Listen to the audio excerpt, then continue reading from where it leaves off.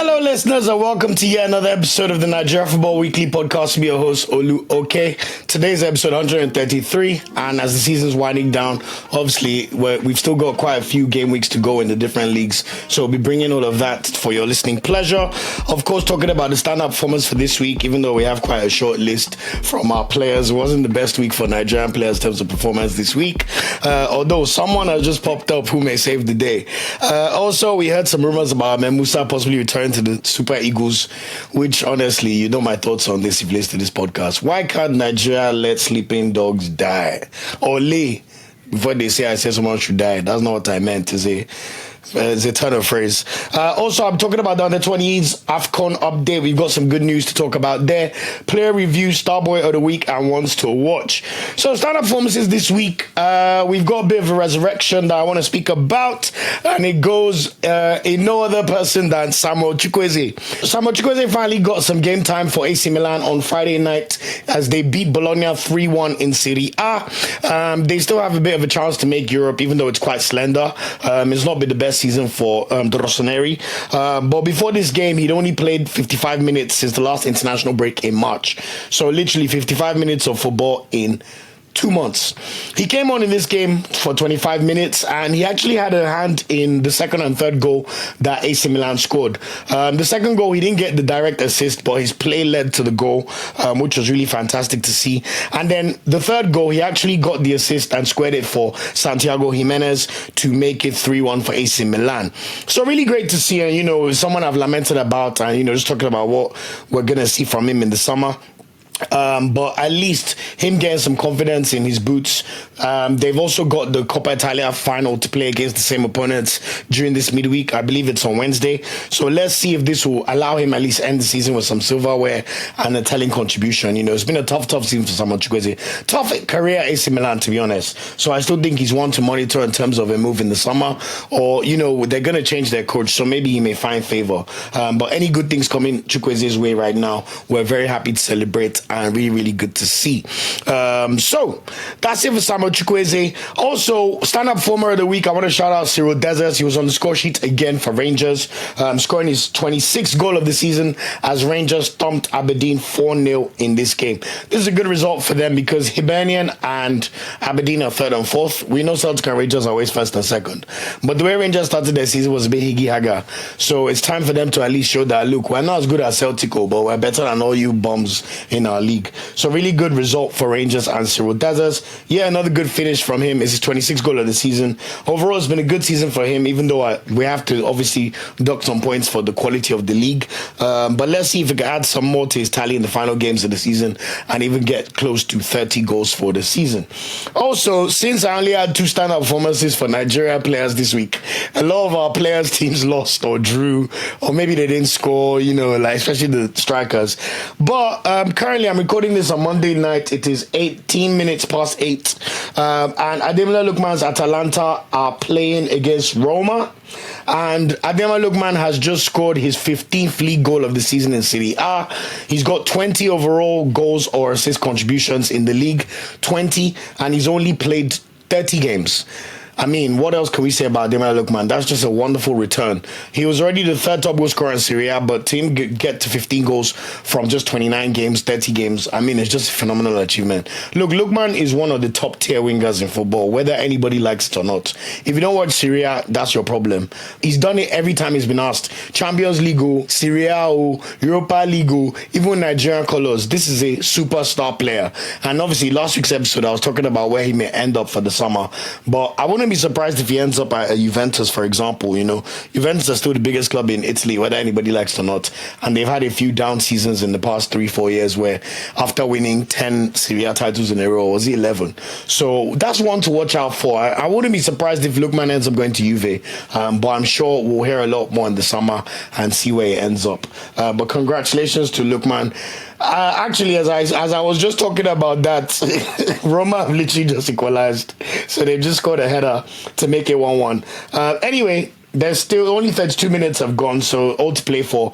If Atalanta win this match, they will consolidate third place in Serie and qualify for the Champions League. There's still like a 5 or 6 team horse race for that fourth spot, which Juventus want as well. Roma are currently 6th. They've had a fantastic 2025. In fact, I think when you look at league rankings for this year alone in performance, I think Roma have a better record than pretty much almost 98% of teams in the top 5 leagues. That's how good they've been. So Juventus fans will be watching this and hoping that Atlanta could do them a favor. But if you want some excitement in your football watching, it's not going to come in the Prem unless it's the Champions League battle. But in Serie A, there's still an exciting title race between Inter Milan and Napoli, especially because Napoli drew 2-2 at home yesterday to Genoa. And let's be honest, Inter are the best team in Serie A, so we don't want to see Conte sneaking his way into yet another title. But anyway, those are the 3 standout performers we have for this week. A bit of a shorter one, but I have a lot more positive updates about our football in general with Nigeria. So I hate seeing Ahmed Musa rumours, to be honest with you. It almost feels like it's forced. Nigeria, we don't really have like credible news outlets like ESPN, Sky Sports, like, yes, there's channels, there's Brilla, but there's, what's that one, Pulse Sports, but do we really trust their reporting all the time? I mean, you're probably looking at secondary sources for all of them anyway. So I wouldn't be surprised if some of these articles are actually being fed through, like, certain players' camps or whatever it may be, because I don't understand this obsession with Ahmed Musa, man. I'm 32 years old. Ahmed Musa, by my estimations, is now 33 years old. And literally should have had a nice quiet exit from the Nigerian national team. But they keep trying to bang this drum of trying to say Ahmed Musa will play for Nigeria again. I don't know how true it is, but I just wanted to touch on it because that's my job on this platform. The Unity Cup is in just a few weeks, literally in 2 weeks' time.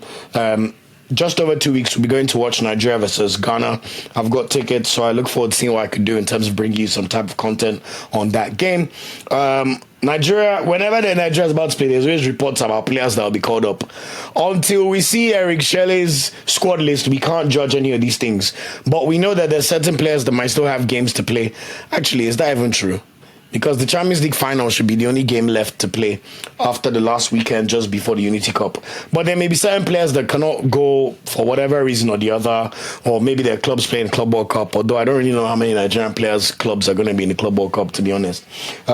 Anyway, it's a friendly tournament, so we expect Eric Shell to experiment. This is his one window since he's been Nigerian national team coach that he gets to call up players to experiment and work with his tactics, because he's had 2 games which are all World Cup qualifiers, but now he has 3 games to experiment with his lineup, his tactics, and try and find the best foot forward for Nigeria before we go and prosecute those games later in the year for World Cup qualification and, of course, the AFCON in December. So pretty important, which is why I don't like these rumors of trying to try. If you're going to try players, try new players. Christian Uche, call him up. Call up players that they're going somewhere. They're just starting their career. Stop banging on and bringing back people that haven't played well for us in 5 years. We respect Ahmed Musa. We've given him his credentials. We always big him up for sure. But we have to let people bow gracefully from the national team, please. But anyway, we'll see what happens. It's not as if Musa has been playing that well for Kano Pillars anyway. But I just wanted to mention that the rumor has been flying around, and we'll see what happens in that situation. Also, the Super Falcons, thank God, the NFF have finally organized a friendly for them ahead of the AFCON. So they've been out of action for a while because the NFF is just a grossly incompetent organization. If people don't like me saying that, well, the proof is in the pudding. When we do better, we'll praise them. But we have to be objective about these things. We live in England. We live in an environment where we can be objective. This is no seniority. Let's respect the elders. You respect the elders when they deserve respect. And the NFF, you have to admit, they don't really deserve respect, if we're being honest.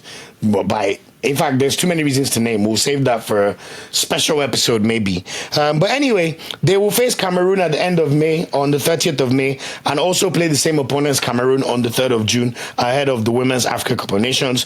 Nigeria have been joined into Group B to play against Tunisia, Algeria, and Botswana. So Nigeria should qualify relatively easily for that group. Also, we know that the next Women's World Cup will be expanded and will have 48 teams. So they're following the lead of the men's. So that should put Nigeria in better stead, because we always qualify anyway anyway. I remember the last World Cup, we did quite well. We only went out in the round 16 on penalties to England, and we actually beat the host Australia in their backyard. So let's see what happens in the AFCON. It will take place from July 5th to July 26th, so there's still a bit of time, and let's see what their preparation will look like and what the squad selections will look like ahead of the women's AFCON. But at least some good news there. Also, in very positive news, I wanted to report that earlier today, the Nigeria under-20 team, the Flying Eagles, successfully qualified for the semi-finals of the Under-20 Africa Cup of Nations currently taking place in Egypt. We were up against the defending champion Senegal. Why did I forget Senegal? I literally watched the match. Remember last week, we had not yet played Kenya, but Nigeria played Kenya and drew 2-2, which was quite a disappointing result, which meant that we ended up finishing second in our group and Morocco finishing first, which meant that we then got a tie against Senegal in the quarterfinals. The good news is Nigeria was the better team in all 120 minutes. It went extra time. It ended 0-0 in regulation time and extra time, and then Nigeria triumphantly beat the Lions, well, whatever their youth Teranga Lions are, 3-1 on penalty shootouts. Honestly, it was a masterclass by our goalkeeper. He was fantastic. Like, Nigeria dominated this game. We had 15 shots. We had 7 on target. To be honest, you could see the drop-off in quality compared to, back in my day when we watched Mikel Obi and Taiwo playing the under-20 and Chinedu Bassey, Ejuke. There's just a lack of quality that's showing. Like, the attackers, their decision-making is mainly where the problem is. You can see they have the physical assets. You could see that they have certain tactical structures and things that work well for them as a team. But that decision-making, a player holding on for the ball a bit too long and not releasing the pass at the right time, taking the wrong shot, not making the right cross, not making the right cutback. I hate to almost even joke, but there are moments where the cutbacks were so poor that I was wondering is it that they're not used to playing on really, really good pitches? Because let's be honest, that's something we know about Nigeria. When I was growing up in boarding school in Nigeria, we used to play on red sand. Before we wear boots and play on pitch, it's not something that we're as used to as maybe people growing up in academies in Europe. Obviously, that's probably changed now, but there's just something with the efficiency that was missing in decision making. But still, compared to the Senegalese, who we must add have been lauded for their youth, setup and people coming through. I think the last tournament had Lamine Camara come through, who now plays for the Senegalese national team, senior team. So still, I want to give big kudos to the Flying Eagles. They really played well. I hope they tune up their decision making ahead of that semi-final. We're going to play the winner of the quarterfinal between South Africa or DR Congo. In the penalty shootout, our goalkeeper, I need to call him out, Ebenezer Harcourt, because I saw Botakot on the back of his shirt.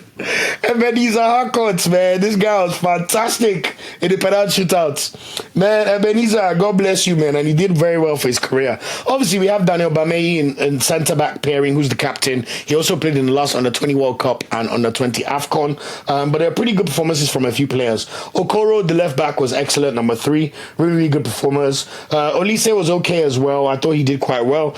The attackers, they were all right, but they stepped up when they had to step up the penalty shootout. The beautiful thing about penalty shootout was Senegal actually went first, and they missed. Great save by Ebenezer Harcourt, which just set the tone for the penalty shootout. And Nigeria scored all our pens. So Senegal missed one, then we scored ours, 0-1. Senegal now scored their second penalty, we scored our second one, 1-2. Then Senegal now missed their third penalty, great save by Harcourt again, which meant that Nigeria now scored our third pen. We were even 3-1 up. So Senegal, even just to save face to even score their fourth penalty, they couldn't do it. The guy hit the bar. So shout out to Harcourt. Nigeria wins 3-1 and just fantastic scenes. Also, more importantly, it means that these players have now qualified for the Under-20 World Cup taking place later this year in Chile. As you know about Nigeria, one thing we have to call out is because we don't have the right youth structures or grassroots football structures to allow players playing academies in MPFL teams and really benefit and shine, we don't really have a generational foots type of academy, or the ones you see in Mali or in Senegal, for example, or even Ghana, the Right to Dream Academy. We're not quite at that level yet. So what we know with grassroots football is because of our population and our talent in general, players will always there for Nigeria. That one is no doubt. But under 20 and under 17 seems to be the means by which these players get exposure to either the big leagues in Europe or even exposure for their careers. So I think it's very, very important that the Nigerian Flying Eagles have qualified for the World Cup later this year. We wish them all the best, and hopefully, I don't want to talk about administration problems or those kind of things, but hopefully we'll fix up and put these guys in the best position ahead of the tournament in Chile, where they will hopefully make us proud. So let's see what happens. Who will end up being our semi-final opponent? That game will take place on Thursday, so please watch out for that game. And then whoever wins will definitely be playing on Thursday in the semi-final, and we'll definitely be playing on Sunday, because both the third place playoff and the final are both taking place on Sunday. Third place is a 4 p.m. kickoff. Final is at 7 p.m. Obviously, we hope Nigeria's in the final, but let's watch this space and see how we do. One thing to ask, obviously, with all the big things I've spoken about, who would you like to see make an appearance in the Unity Cup? Who would you like to see called up for the Nigerian national team ahead of our game against Ghana? Even though it's a friendly match, it's always a big rivalry when we play. I remember one time Ghana beat us 4-1 in England. Junior Agogo scored a hat-trick or something crazy like that. May so rest in peace. So Nigeria, I don't know about you guys, but us that were watching in London, please, we don't want to come and waste our money to watch you lose. I even think the prices are already a bit steep. Then you now go and call up MPFL players and Ahmed Musa while charging us the equivalent of, let me do the exchange rate so people know what we are paying for this game. Maybe almost 100,000 naira, if not more, per ticket to per one. Then you now tell us you now bring the big boys. Don't try it. But anyway, we move forward. Anyway, thanks again for watching the video up until this point. If you got to this point, remember we've got a goal to hit 5,000 subscribers by the end of this year. I have to say my thanks and appreciation to every single listener who listens. You've already gotten us to 1,840 subscribers on YouTube. We're looking to hit 2,000 subscribers as our next milestone. So please continue to run up the views. I appreciate everybody who comments. I'm seeing a lot more comments. We're trying to always respond to everybody. Please keep them coming. Good, bad, criticism, positivity, it all counts. So thank you guys so much. And I really, really want to shout out the YouTube tribe, because you're really the ones that have been making things happen for me and shaking things out with what we're trying to do with the Nigeria Football Weekly platform. So shout out to you. Anyway, moving on to the usual ones and player reviews. We saw the Nottingham Forest boys unfortunately have a very, very bad result over the weekend. They had the opportunity to go back into the Champions League spots if they'd beaten Leicester City at home. And this is also an East Midlands derby. Nottingham Forest and Leicester are big rivals. But guess what? Nottingham Forest somehow drew 2-2 to Leicester City. Leicester City have found their shooting boots again. Aina got back from injury, so he played in this game. He got a yellow card, but pretty decent performance. Annoyingly in this game, though, Taiwo Awoniyi came on in its third minute and he almost scored. But the ball wasn't played well to him and he ended up colliding with the post. You could tell he was badly injured, but there was a miscommunication with the medical team who made it seem like Taiwo Awoniyi was fine. So he had... What then happened is they brought on Jota Silva and took off Elliot Anderson, but in reality they should have taken on Taiwo Awoniyi because they basically left themselves short. So Taiwo Awoniyi had to play stoppage time, which had 10 minutes added on, and they basically were playing a man short. You know, what then happened at the end of the game led to the owner, Angelos Marinakis, who also owns Olympiacos, where Onyemachi plays, storming onto the pitch to have a chat with Nuno Espirito Santo. The good news is he did come back and mention on Instagram that he's proud of Nottingham Forest and their achievement because they've officially qualified for Europe for the first time since 1995. So 30 years, you know, which is a big achievement for Nottingham Forest, who only narrowly escaped relegation last season. So, you know, still very, very good performance for them. Champions League looks like it would not... It's a bridge a bit too far when you look at their last two fixtures.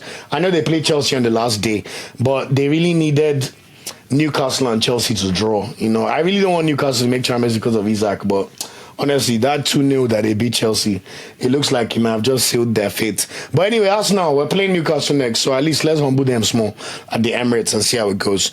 But anyway, we wish Taiwo Awoniyi speedy recovery, and let's see if Nottingham Forest can still do their best to try to get into the Champions League. Their next game will be away against West Ham United, who of course beat Manchester United yesterday. We know they're playing Europa League final, but let's be honest, Tottenham and Man United, you have disgraced the Premier League. 16th and 17th at this stage of the season. Oh God, it is really, really well. Anyway, moving on to Alex Iwobi and Bassey. They both played in Fulham's 3-1 loss to Everton at home. Let's just say Fulham are on holiday. They're in that sweet spot of the season where they're too far ahead of the bummy teams, but they're too far away from the teams trying to get into Europe. Them, Brentford, Bournemouth, Crystal Palace.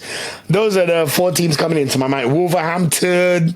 There's those 5 teams where they're on the beach basically. basically, man, let these lads off. Let them go to my bay and have a good time, you know. So anything you see from Fulham between now and the end of the season, just take it like that, man. They're on vibes now. And they're going to play another vibes team, Brentford away on Sunday. So look out for that game at 3 p.m. Wolverhampton Ndidi also played this game. The Nottingham Forest held and played against Leicester in a 2-2 draw. So, you know, he's going to play Ipswich at home on Sunday.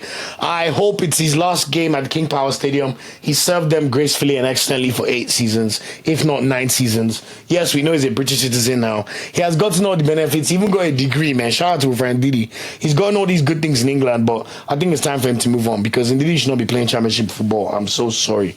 But anyway, what do I know? We shall see what he ends up doing. Joe Aribo, on the other hand, played 45 minutes while Onuachu was on the bench in Southampton's 0-0 draw against Manchester City. Pretty surprising result. I thought they would get battered. What it means is Southampton now have 12 points, which ensures that they have beaten the all-time Hall of Shame record which Derby County set in the 2007/2008 season of 11 points. Southampton are officially no longer the worst team in Premier League history. So good. I mean, the bar is literally on the floor, but for Southampton, like, you know, it's still something decent for them. So shout out to them for at least doing that. And let's see how they get on when they play Everton away on Sunday. Other results to be aware about in the Premier League: Brighton beat Wolverhampton 2-0 away. Wolves are on holiday, as I told you, but Brighton clearly still want to play some football. Brentford beat Ipswich Town 1-0. Aston Villa beat Bournemouth 1-0, with Ollie Watkins becoming the all-time top goal scorer for Aston Villa in the Premier League, going above Gabi Agbola. Newcastle beat Chelsea 2-0, as I already mentioned. I think Nicholas Jackson was a bit unlucky, to be honest. We've seen those kind of challenges a lot, and he didn't mean no harm. We've seen Bruno Guimaraes do the same thing a lot, but anyway, I don't support Chelsea. I hate any team in Premier League that's not Arsenal, so it is what it is. Chelsea, Champions League is looking tough. But anyway, they play Man United next, so at the very least, they should be able to win that game. Also, as I said, West Ham beat Man United 2-0. Crystal Palace bumped Tottenham 2-0. Eberechi with a brace. Eberechi has 12 goals for the season. I was a bit surprised to see that. You know, he has 7 in the Premier League, but he's really stepped up in the FA Cup. So he's had his best goal scoring season of his career so far with 12. And this is a player, let's be honest, he's better than Crystal Palace. But maybe he likes being a big fish in a small pond like Osayi-Samuel. I don't know. But let's see what happens in the summer there, because that guy is a player, man. In fact, I wouldn't even mind him at Arsenal as one of our bench options. But anyway, those were the results for the week. And of course, yesterday, we saw the champions Liverpool host my beloved Arsenal. First half, they battered us, man. 2-0. Like, honestly, I was just watching the match with one eye. But second half, shout out to my boys. You know, we stepped up. Gabriel Martinelli, centre forward. I don't know why Arteta did not try it once all season. Martinelli was excellent, man. He kept trying to make these runs, which, of course, ODG was not seeing him as usual. So no surprise there. But Martinelli with an excellent header. And then Odegaard somehow remembered how to shoot over these last week. That is shot that Donnarumma saved in the Champions League exit. I didn't see it coming, no. And then the shot against Alisson. Alisson had to tap it to the bar, and then Merino, number 9, just headed it into the net. Unfortunately, he got a red card because I thought the momentum was with us, and we could have easily ended up winning the game. But you know what? It is what it is. We'll take the 2-2 draw, we'll dust ourselves off, and we go again next season. Games to be aware about coming. If you play FPL, there's Friday night football this week. We'll do your FPL before Friday. Aston Villa hosts Tottenham. 7:30 kickoff, big game for the Champions League runs. Chelsea also hosts Man United, big game for the Champions League runs. Also, Tottenham and Man United are being allowed to play on Friday simply because next week, Wednesday, is the Europa League final, and Tottenham did not want to give Man United an advantage, so they requested to the Premier League to move their game with Aston Villa from the weekend to Friday so they can have ample time to prepare for the big final, which one of those teams is going to end up just being lucky this season. It's going to literally whitewash all their rubbish in the Prem. But the team that loses, we will be there. Since people want to clown us now for finishing second, you don't realize that if the person who face me, I face you, that wants to clown somebody inside mansion. It don't work like that, but we'll be there.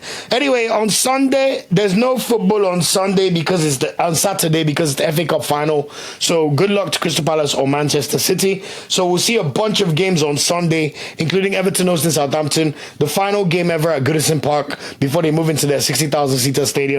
So Everton are a team to watch because that could be a game changer for their projection as a club anyway. West Ham play Nottingham Forest on Sunday 2 at home. Brentford hosts Fulham in a London derby, West London derby. Leicester hosts Ipswich Town.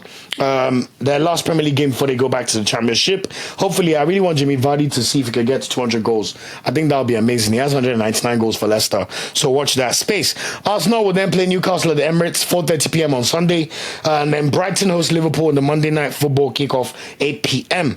We will then see the two finalists in the FA Cup play their games next midweek, so Tuesday and Wednesday on Tuesday. So Crystal Palace host Wolverhampton, and then we'll see Man City host Bournemouth on Tuesday. League table, there's not much to talk about in terms of first or second. Just know that Newcastle have 66 points, Man City have 65 points, Chelsea and Aston Villa have 63 points, and Nottingham Forest have 62 points.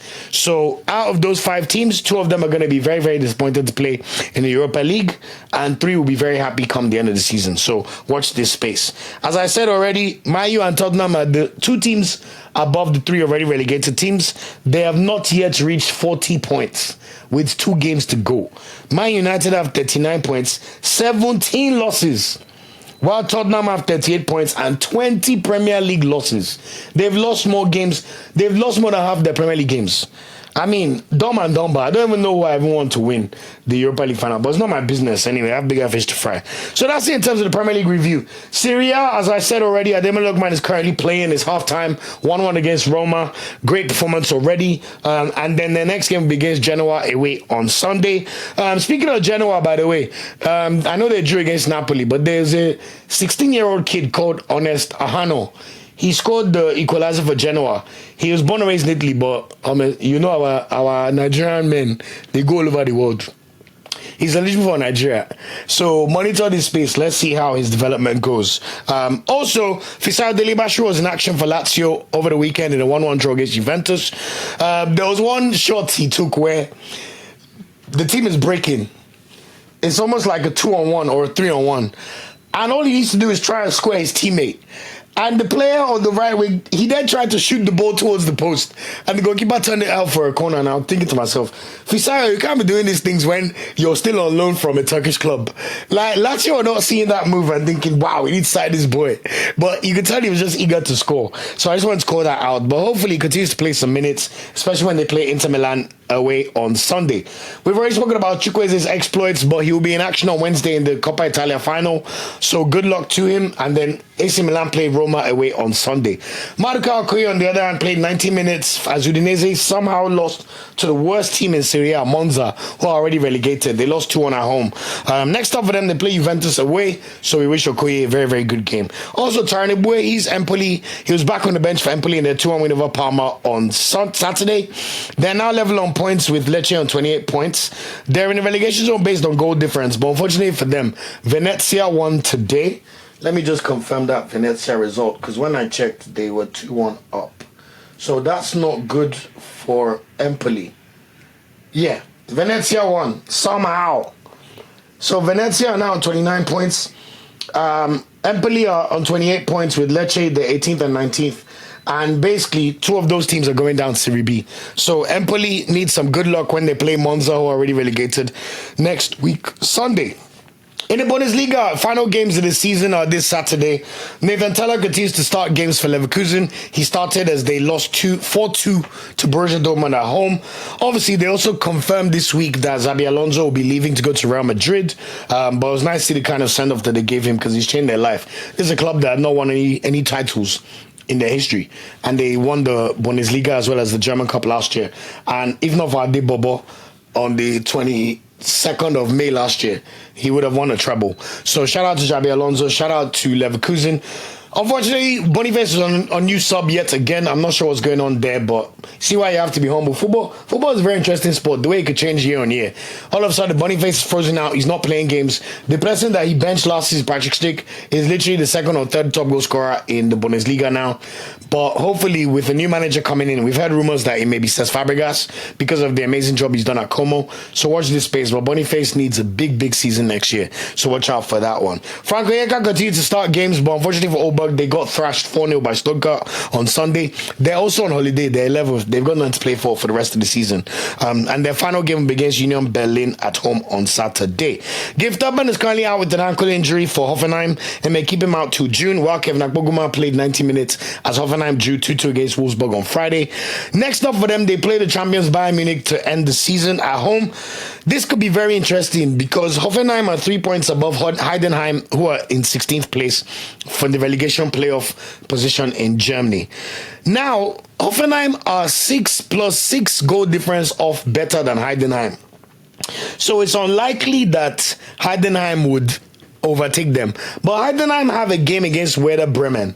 And let's be honest, Bayern Munich could just decide to turn on the taps, celebrate their wins. So there's a world where Hoffenheim could still be in big trouble. But for the sake of our boys, I'm hoping that would not be the case. And we'll see the boys back in the Bundesliga next season.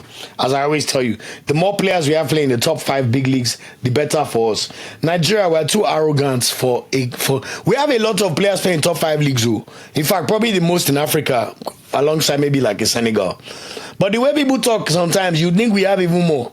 There's all mentioning PFL. Please, I want them to all be in the top 5 leagues in Europe. That's the best leagues objectively. Let them play there. Stop all this rubbish. So, fingers crossed they'll remain there. In La Liga, Uche served the final game of his 3-match ban over the weekend. Getafe lost 3-0 to Valencia. Valencia, what a season they're having. I'll touch on them really, really soon. It was Getafe's 5th loss in a row. They lost all 3 games dark against Uche. Next up for them, they play Athletic Bilbao at home on Thursday before they play Mallorca away on Sunday. Getafe need one more win just to ensure safety, but I'm sure Uche will be chomping at the bits to play these games. And I'm sure as long as everything is correct to everybody's head, he should be in that squad for the Unity Cup. So watch this space. As for Omar Sadiq, he was benched over the weekend, but it didn't matter too much because Valencia thrashed Getafe 3-0, which I already mentioned.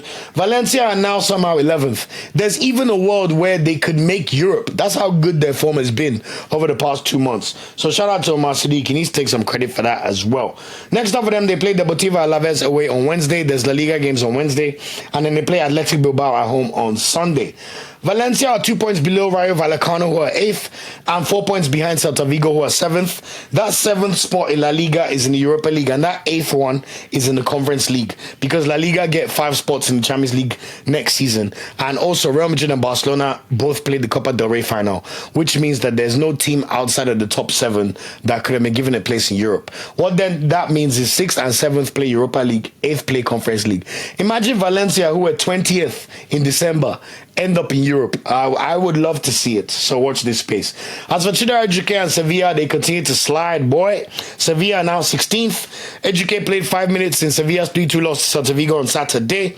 Next up for them, they play Las Palmas, who are in the relegation zone on Tuesday. And then Sevilla play Real Madrid at home on Sunday. We know Real Madrid will be itching to set the record straight.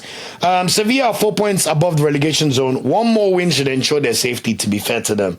Although they haven't won a game since the 9th of March. So that's well over 2 months. I was not 32 at that point. I'm 32 now. That's how long ago it's been. So fingers crossed, and hopefully Ejuke can get back in the good books of the manager. In League One, all their final games of the season will be played at 8 p.m. on Saturday. This is a long one, but we're running up the season, so not too many more episodes to bring before the summer break. Osayi-Samuel played again for Nantes. They 1-1 draw against Auxerre on Saturday. Next up for them, they play Montpellier at home on Saturday. A draw ensures their safety from the relegation playoffs, and Osayi-Samuel is one to monitor in the summer, as I always mention. Hafiz Ibrahim's Reims, he played 15 minutes as Reims lost 2-0 to Saint Etienne on Saturday. They end their season away against Lille. A draw will ensure their safety too, so I think they'll be fine there, and we should see Hafiz get a lot more game time next season. George Onyeka on Yusuf for Monaco again. I don't know what he's done to them in the last few weeks, but clearly something's not going right with his development or maybe his attitude. I don't want to speculate. But Monaco did win 2-0 over Lyon to secure their Champions League spot. We want as many Nigerians playing Champions League, so good to see that he'll be back next season. Their last game is against Lens, but that's just formality. As for Lille, Chubakbon played 57 minutes as Lille lost 2-0 to Brest on Saturday. Next up for them, they play Reims at home on Saturday. All to play for Lille, to be honest. They're level on points with Nice, who are 4th, and also Strasbourg, who are 6th. 4th place secures the Champions League qualification playoffs in France. So the playoffs.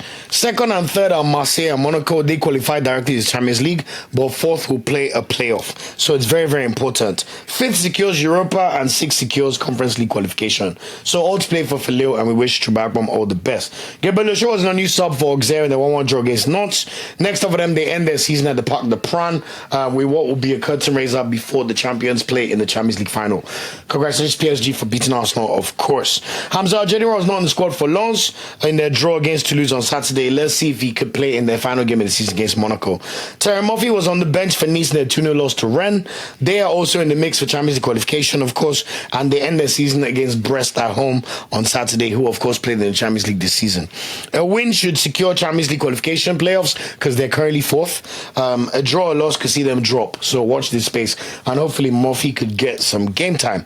In Turkey, Victor Osimhen was in action yet again as Galatasaray inch closer to the champions, to the title. They beat Trabzonspor 2-0 on Saturday. Osimhen with the all-around good performance, but he did not score, which is pretty rare. You know, Morata scored a good goal to clinch the winner in this one. So next up for them, they played Trabzonspor in the Turkish Cup final on Wednesday. Osimhen will get a chance to add to his silverware collection, and you know, as he's about to build his legend as a one-season legend for Galatasaray. So watch this space. So that's at 6:45 p.m. on Wednesday, and then they play Kayserispor at home on Sunday 5 p.m. and a win will secure the league title for Galatasaray. So good luck to Victor Osimhen. We're very proud of you, and hopefully bigger and better things. I've seen a rumor about Juventus coming in for him. As long as Osimhen is back playing for one of the top clubs in Europe, that will make me happy. But he definitely has to do it. Look, if he goes to Saudi and takes the money, look, it's his money. He has to do what he has to do. But I want to see him either in the Premier League or playing for Juventus or a PSG or one of the big boys is my whole point. So watch this space. Osayi-Samuel played 45 minutes for Fenerbahce as they beat Istanbul Basaksehir 4-1 on Friday, consolidating second place, which will also give them a Champions League spot, at least qualification spot. I'm sure of that. So next up for them, they play Eyüpspor at home on Sunday. Anthony Dennis played 90 minutes for Göztepe in their draw against Hatayspor. Next up for them, they play Rizespor away on Sunday. And then in the Belgian league, we saw Toulouse Kadari's Genk. He played 6-7 minutes as Genk lost 2-0 to Club Brugge on Sunday. Unfortunately, they're now out of title contention with that loss. There's only 2 games to go, but they now just need to consolidate third place, which I think still gives them a spot in Europe. At the very least, the Europa League. And they'll be playing Jordan Torunariga's Ghent on Sunday. Arokodare is also no longer the top goal scorer, but we wish him well as he tries to end the season. Torunariga, on the other hand, did not play for Ghent in their 2-0 loss to Royal Antwerp on Sunday. So let's see if he plays against Genk on Sunday. Positive news though, Rafael Onyeka's Club Brugge. They beat Genk 2-0 on Sunday because, you know, Club Brugge are the big bad bullies of Belgium. And next up for them, they play Anderlecht away on Sunday. It's very interesting because they're only 1 point behind Union Saint-Gilloise. So it's a straight shootout between Union Saint-Gilloise and Club Brugge for the Belgian title. Fun fact about Union Saint-Gilloise, they're owned by Brighton's owner, Tony Bloom. I think he's no longer the big controlling owner, but basically there's a reason why you see these teams being amazing at analytics, scouting the right players, making the right decisions. Union Saint-Gilloise is where Boniface came from. 10 years ago, they were nowhere. This is a club that has no right to be competing for the Belgian Championship. It's just an amazing story. Honestly, if you really love football and widening your scope outside of the top 5 leagues, just Google Union Saint-Gilloise. Watch their Copa 90 documentaries. Just an amazing job. But anyway, as a Nigerian, we're rooting for Onyeka. Let him get yet another title behind on his belt. And then he's another one to monitor for the summer. In Greece, Onyemachi played 28 minutes for Olympiacos in their 1-0 win over Panathinaikos. It was the curtain raiser before they played the Greek Cup final, which will take place on Saturday against OFI Crete. Imagine Onyemachi moved there in January and is going to end up with 2 titles. I love it for you, Onyemachi, please, because right now you're the best left back we have in the national team, and I want to see this continue, so shout out to you. I already spoke about Cyriel Dessers' exploits and scoring for the 3rd game consecutively. Also, I want to shout out Leon Balogun. He's been starting games for Rangers and playing very, very well. There's no reason he should be excluded for calling out the NFF for being useless. If it's based on form, Leon Balogun should be back in the national team squad. It's not like Ahmed Musa that is in Nigeria and politicking. This is a player that we are seeing the evidence in Europe. So shout out to Leon Balogun. Anyway, next up, they play Dundee United at home on Wednesday. And then they end the season away at Hibernian for the season. So watch out for that space. Finally, Stein Wabali played 90 minutes for Chippa United as they lost 3-0 to the best team in South Africa, Mamelodi Sundowns. He made a very terrible mistake, man. Like, if you see the second goal Mamelodi Sundowns scored, it was an indirect free kick. They crossed the ball.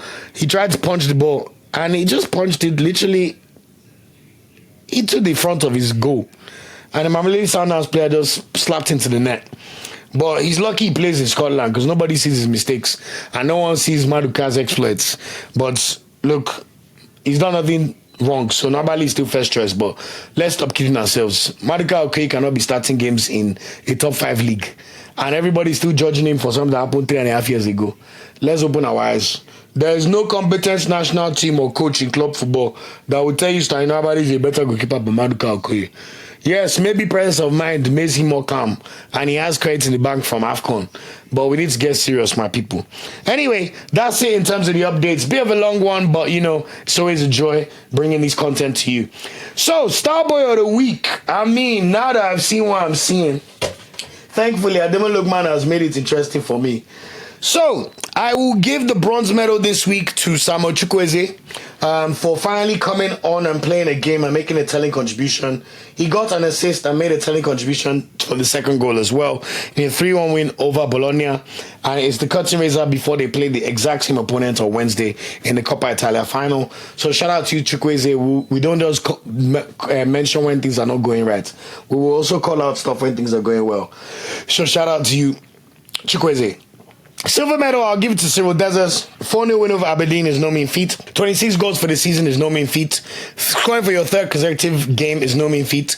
And this is a player that just continues to bag and, you know, make the best of his situation, which I respect. But for me, for the first time ever, I'm going to give Starboy of the Week to someone that's currently still playing.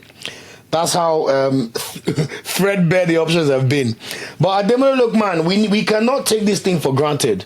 The current African Footballer of the Year has also followed up the amazing season he had already by doubling down and having an even better season. 15 Serie A goals in 29/30 games. 5 assists. 20 goals or assists in Serie A alone. All competitions, even more goals scored. Like, this is a player that is at the absolute top of his craft by all indications. And there's nothing any hater or someone that does not like Lookman can do about it. Like, when you look at all of his stats, he has 19 goals and 7 assists. 26 goal or assists for the entire season. 14 goals in 15 goals. In fact, no, 20 goals. He now has 20 goals. Forgive me. 15 goals in Serie A, 5 goals in the Champions League in 7 games, by the way. 2 assists in the Champions League as well, and 5 assists in Serie A too, for good measure. So 20 overall goals and 7 assists. 27 goals or assists in 39 games for Ademola Lookman. What a player. He was not even supposed to start the game today. And if you see the finish, another fantastic Lookman finish. Look, once Lookman is on that left and he turns his body like this, and you just see his right leg ready to shoot the ball, just know it's going to the back of the net. And that's exactly what we've seen today. But Ademola Lookman, God bless you. God bless your whole family. Thanks for everything you do for Nigeria. You are the Starboy of the Week. Ones to watch this week to end the podcast. There's so many ones to watch. Because, yes, we're in the business end of the season and there's trophies and titles to be won.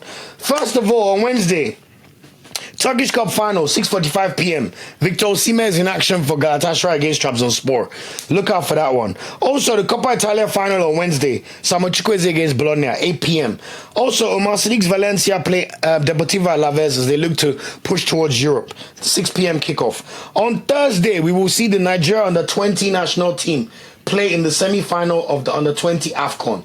We will play either South Africa or DR Congo. It's currently extra time. That's just started right now. So watch this space for who our opponents will be. Also, Uche will be back from suspension playing for Getafe as they tackle Athletic Bilbao. Great game for them to look forward to. On Saturday, we'll then see Kevin Akpoguma's Hoffenheim play against Bayern Munich as they hope to avoid relegation. So that's quite a crucial game for them. And then we'll see Bruno Yemachi get his chance to win his second trophy in literally 5 months as Olympiacos play against Crete. I didn't even know Crete had a football team until like 2 years ago. It's a great holiday destination, by the way. In the Greek Cup final at 6 p.m. On Sunday, either 4 or 7 p.m., we'll then see the under-20 AFCON final or third place playoff involving the Nigerian national team, which I will of course bring you the updates next week Monday.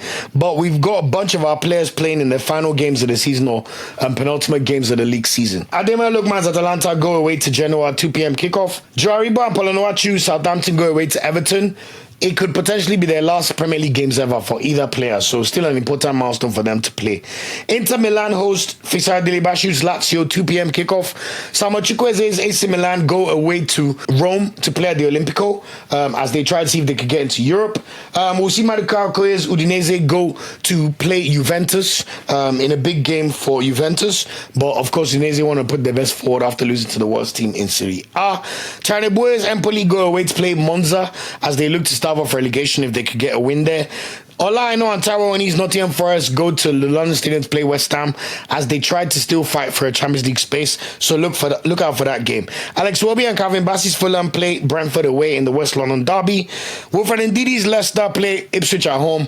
It could potentially be his last ever Premier League home game for Leicester City. So watch that space. We will then see Uche's Getafe play Mallorca away on Sunday too.